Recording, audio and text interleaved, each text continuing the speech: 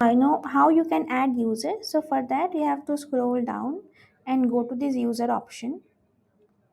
So here in your case, you would see one as an active. So we have to firstly go to this role management.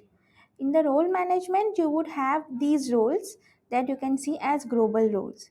So these global roles are, like a type of roles that are not editable in future. So for example, let's say you have a sales executive who later on you want to promote to, let's say, manager. So the roles would also update, but in case of these global roles, you cannot update these.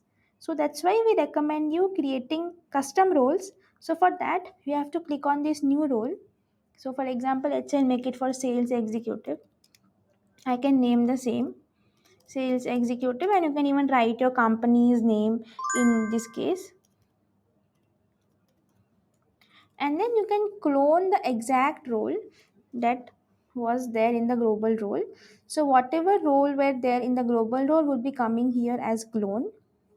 So depending upon what roles you want, so for example, let's say I don't want my sales team to see the inspiration, you can just remove this option from them.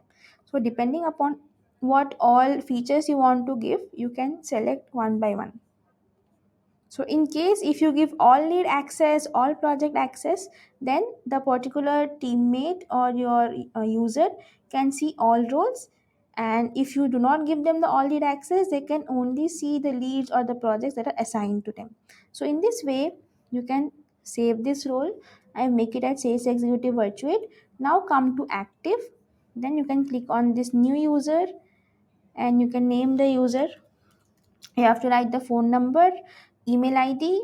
So email id and phone number are mandatory.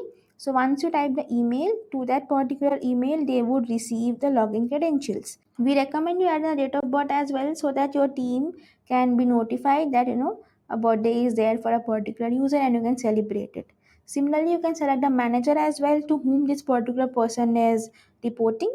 And if you want a two factor authentication where you would receive an OTP in terms of, let's say, in your email ID or in your WhatsApp, you can enable this. So we recommend that for at least global admin role and for the finance role, you should do this two factor authentication and create the user.